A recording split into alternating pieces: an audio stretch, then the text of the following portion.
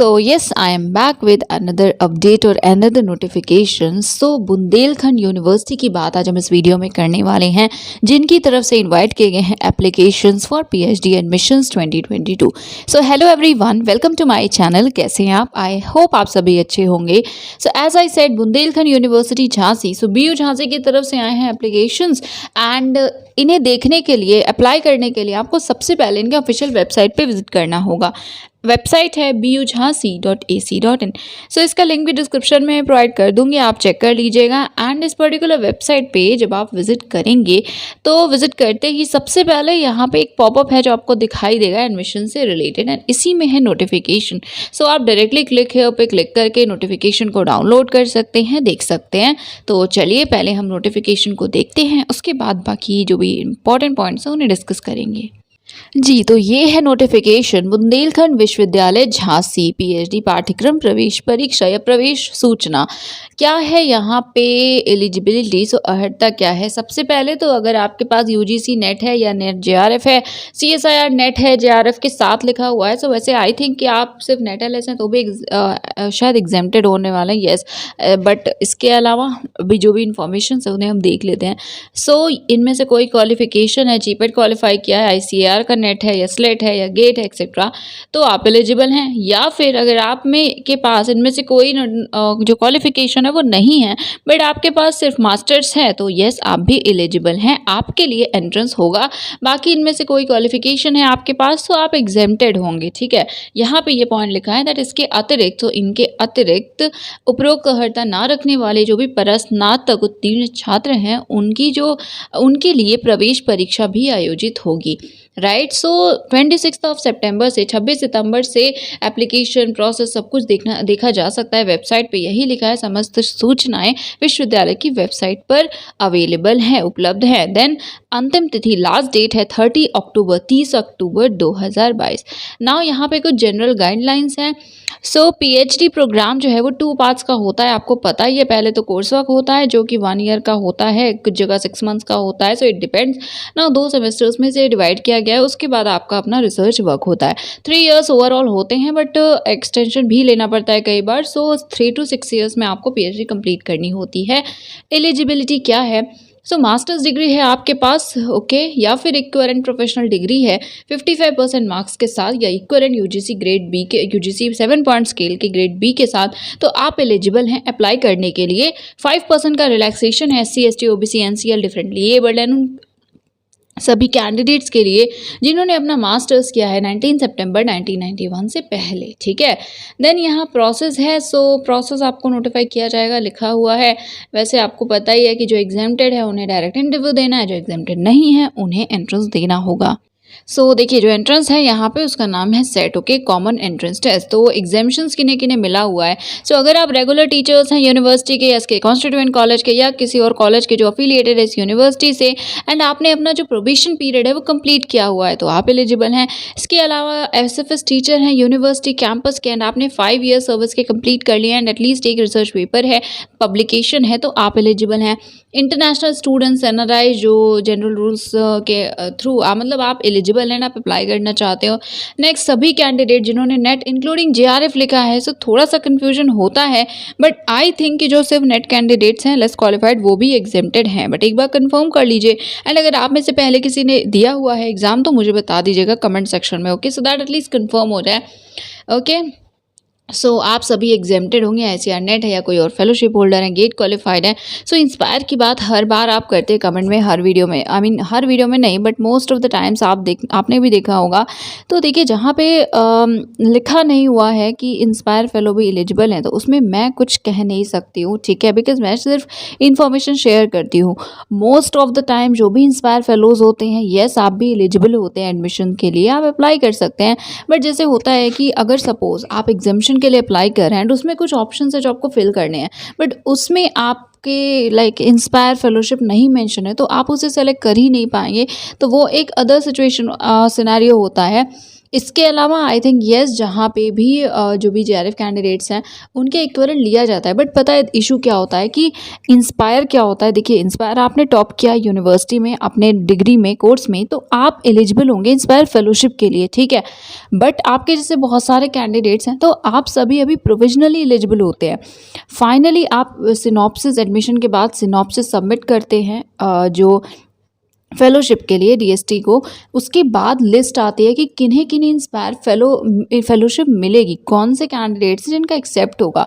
तो आगे 100% आप भी नहीं कह सकते कि आपको इंस्पायर फेलोशिप मिलनी है। आई ऑल्सो नो, मेरे भी कुछ फ्रेंड्स हैं, मुझे भी पता है कई स्कॉलर्स के बारे में जिनको नहीं मिली इंस्पायर फेलोशिप, ठीक है। बट वहीं पे कुछ और कैंडिडेट्स जिन्हें मिली। सो इसी वजह से इंस्पायर फेलो के लिए स्पेसिफिकली मेंशन नहीं होता है। इनफैक्ट कई जगह लिखा होता है कि सब्जेक्ट होगा कि आपको फाइनल मिल रही है कि नहीं। अगर नहीं मिलेगी तो फिर तब तक आप सेल्फ फाइनेंस्ड में रहेंगे। ऐसी कई सारे कंडीशंस होती हैं।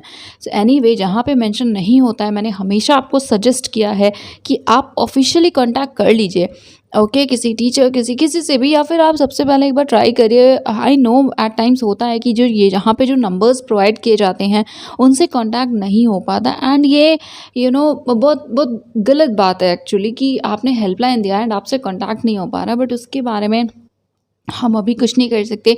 अभी आपको अप्लाई करना है एंड एप्लीकेशन करने से पहले आपको कंफर्म होना चाहिए कि आप एलिजिबल हैं या नहीं है, जो भी चीज़ें हैं। फ़िलहाल अगर आप इंस्पायर फेलो हैं तो आप भी एलिजिबल हैं। अगर ऑप्शन फिल करते टाइम नहीं मिला एग्जामिशन का, तो आप एंट्रेंस देकर यहाँ पे अप्लाई कर सकते हैं। एंट्रेंस देकर एडमिशन ले सकते हैं, ठीक है। बट हाँ, ऑफ कोर्स चांसेस ज़्यादा होते हैं इंस्पायर फेलोज़ के। जैसे जेआरएफ के सबसे ज़्यादा चांसेस होते हैं इंटरव्यू के बाद सेलेक्ट होने के, तो वैसे ही जेआरएफ के बाद इंस्पायर फेलोज़ होते हैं जिनके चांसेस होते हैं कि आपका प्रेफरेंस आपको मिलेगी, ठीक है। सो एनीवे, इन सभी बातों पे हम वन बाय वन बात करेंगे। मुझे बहुत सारी चीज़ें डिस्कस करनी है आपसे, बट अगेन वही टाइम का इशू। सो एनीवे, उसके बाद अगर आप एग्जेम्प्टेड नहीं हैं तो आपको एंट्रेंस टेस्ट देना होगा। 2 पेपर्स होंगे, एमसीक्यू चॉइस होंगे, ठीक है, एमसीक्यू बेस्ड होंगे। हर क्वेश्चन 2-2 मार्क्स का होगा। 100 एमसीक्यूज टोटल होंगे, राइट। देन यहाँ पे है यूनिवर्सिटी अरेंज करेंगे इंटरव्यू वाइवा सभी कैंडिडेट्स के लिए। सो मैक्सिमम 30 मार्क्स का होगा। सो 70-30 का रेशियो होगा। सिलेबस क्या है? सो फर्स्ट पेपर के सिलेबस में देखिए जनरल इन्फॉर्मेशन है, socio economic, political current issues से related, basic aptitude, reasoning, logic, numeracy से रिलेटेड। देन बेसिक इन्फॉर्मेशन जो होती है करंट या मतलब आई थिंक फाउंडेशनल होगा basic information. So science, social science, education के कुछ बेसिक कॉन्सेप्ट्स उन सभी से रिलेटेड फर्स्ट पेपर होगा। सेकेंड पेपर के लिए लिखा हुआ है कि सब्जेक्ट वाइज डिटेल भी दी हुई है। सो ये है फैकल्टी ऑफ साइंस। तो इससे हम सब्जेक्ट्स भी देख सकते हैं कि कौन कौन से सब्जेक्ट्स हैं जो यहाँ पे अवेलेबल हैं, बट सीट्स के साथ हम डायरेक्टली इसको देखेंगे। सो आप एक बार इसको चेक कर लीजिएगा एंड कोई इशू है तो आप बताइएगा। After that examination, so as I told you 100 MCQs होंगे, नेगेटिव मार्किंग भी है, ठीक है। तो गलत पे आधे नंबर कट जाएंगे, हाफ मार्क्स डिडक्ट हो जाएंगे, ओके। देन 50% होंगे total, first second total combine करके एग्रीगेट आपके 50% से ज़्यादा है तो आप एलिजिबल होंगे इंटरव्यू के लिए। 45% का यही सेम क्राइटेरिया है जो भी रिजर्व कैंडिडेट्स हैं उनके लिए, ठीक है। एंड कहाँ होगा एंट्रेंस? तो एंट्रेंस होगा बीयू कैंपस में झांसी। तो आपको झांसी जाना है एंट्रेंस देने के लिए, ठीक है। ऑनलाइन के चांसेस अभी नहीं है एंड मोस्ट प्रोबेबली सभी जो एग्ज़ाम्स हैं सभी यूनिवर्सिटीज़ के वो ऑफलाइन ही अब होंगे, जैसे पहले होते थे। अब हाइब्रिड मोड से भी होता है, बट यहाँ पे आपको जाना होगा ऑफलाइन मोड से, ठीक है। इसके बाद यहाँ पे मेरिट किस बेसिस पे बनेगी? सो 25% आपके यूजी के मार्क्स होंगे, 50% होगा आपके पीजी के मार्क्स का। एंड इसके बाद है एडिशनल वेटेज, 10 मार्क्स तक का वेटेज मिलेगा। अगर जेआरएफ है तो 10 मार्क्स हो गया। इंस्पायर देखिए यहाँ लिखा हुआ इक्विवेलेंट है, ओके। सो 10 मार्क्स अगर आप इंस्पायर हैं तो आपको ऐसे ही मिल जाएंगे extra, okay, additional weightage. Then GATE GPAT है, 95% से ज़्यादा परसेंटाइल है तो 10 मार्क्स। देन रिसर्च प्रोजेक्ट में वर्क करना है तो 5, इंटरव्यू के 30 मार्क्स हैं, ओके। स्कॉलर जो कि एग्जेम्प्टेड है एंट्रेंस टेस्ट एंड हाँ, वो कैंडिडेट जो कि एंट्रेंस देंगे सभी को प्रॉपर एकेडमिक मेरिट के अकॉर्डिंग ही इसके थ्रू जाना होगा। प्रोसेस है ये, तो मेरिट आपकी भी बनेगी। फ़ी कितनी है? सो एप्लीकेशन फ़ी हर एक सब्जेक्ट के लिए है 2000 जनरल ओबीसी कैंडिडेट्स के लिए एंड 1000 है for SC and ST category candidates, okay. Online payment mode है, ऑनलाइन ही पे करना है। देन कोर्स वर्क फ़ी होगी जो कि 25,000 होगी, आपको सबमिट करना होगा। नाउ सबसे इम्पॉर्टेंट सीट्स एंड सब्जेक्ट्स। सो हम डायरेक्टली सब्जेक्ट एंड सीट्स की बात करेंगे, फैकल्टी वगैरह देख लीजिएगा एंड इसके लिए I am sorry. So first of all genetics and plant breeding जिसमें 4 सीट्स हैं, एग्रोनॉमी 2, एग्रीकल्चरल एक्सटेंशन 2। सो सब में 2 है तो अभी मैं सब्जेक्ट बता रही हूँ, ठीक है। So plant pathology, entomology, horticulture, agroforestry and then social science. So social science में 4 है, agriculture economics again 2 seats available हैं। इसके बाद यहाँ पे फाइन आर्ट्स है, फाइन आर्ट है जिसमें 2 सीट्स हैं, economics 10 seats, English 6, geography 2, Hindi literature 10, history 6, home science, political science and psychology 4 4 4 each, okay. Sanskrit में 8 है, सोशोलॉजी में 4 है, सोशल वर्क में 2 सीट्स है, लाइब्रेरी एंड इंफॉर्मेशन साइंस में 2 है, मास कॉम में भी 2 सीट्स अवेलेबल है। Then physical education 8, management 10, commerce 4, tourism and hotel management 8, botany 20, chemistry 20, maths 10, physics 4, zoology 10, pharmacy 20, biotechnology 4, computer science में 10 है, इन्वायरमेंटल साइंस में 8 है, फूड टेक में 6 है, forensic science 2, microbiology 6, biomedical 1, geology 8, biochemistry 4, education 10, law 4, okay.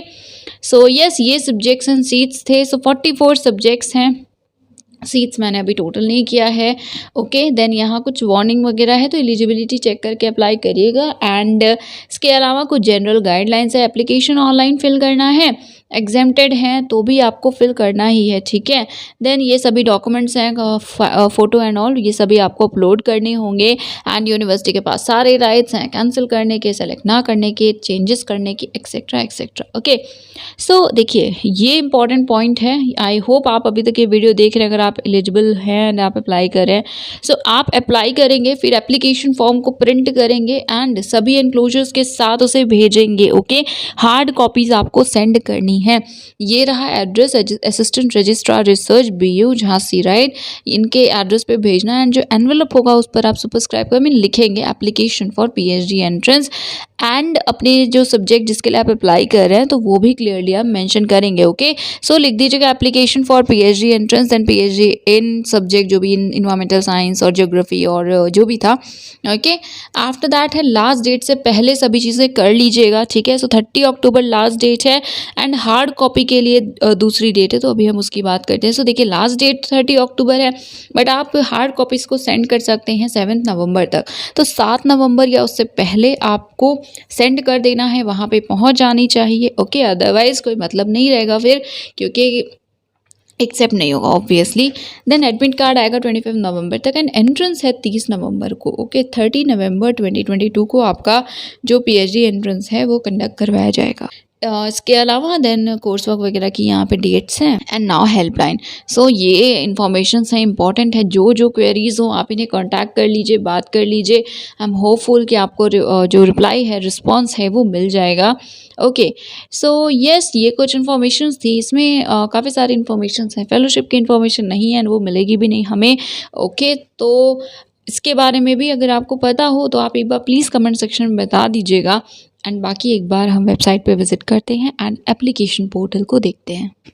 So yes this is the portal, application portal admission.bujhansi.ac.in। आपको description में link मिल जाएगा, check कर लीजिएगा।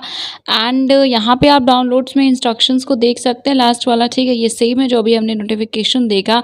देन और एक्सप्लोर कर लीजिएगा अगर कोई इन्फॉर्मेशन चाहिए। इसके अलावा हेल्पलाइन नंबर्स यहाँ पे और भी लिखे हुए हैं, तो इसको देख लीजिएगा। कोई इशू है तो आप इन्हें मेल कर सकते हैं अपनी इन्फॉर्मेशन को प्रोवाइड करके। पेमेंट इशूज़ के लिए भी आप इसी पर्टिकुलर ईमेल ID को यूज़ करेंगे।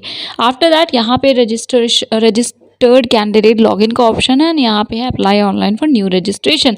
सो ओके करके आप अप्लाई कर सकते हैं, फर्दर प्रोसीड कर सकते हैं। एंड यस आई थिंक इसी के थ्रू होना, यस यहाँ पे आप ओके करेंगे, उसके बाद आप यहाँ से अप्लाई कर सकते हैं। PhD सेलेक्ट करेंगे, इसके बाद कोर्स कैटेगरी सेलेक्ट हो ही गई है। देन है फैकल्टी, सो आपके जो भी सब्जेक्ट है उसकी जो भी फैकल्टी है, suppose it is art, so art करने के बाद नेम एंड ऑल यहाँ पे सब्जेक्ट है। So economics, English, fine art, geography, Hindi, history, home science, then library science, mass com, physical education, political science, psychology, Sanskrit, social work, sociology etcetera. So जिस भी subject में seat हो, जिसके लिए आप अप्लाई कर रहे हो, accordingly you can apply, right. So yes complete information portal के साथ दिखाई है। सो आई थिंक शेयर करना चाहिए आपको इस वीडियो को। एंड अगर आपको ये चैनल हेल्पफुल लगता हो तो do subscribe the channel And yes, thank you so much for watching this video.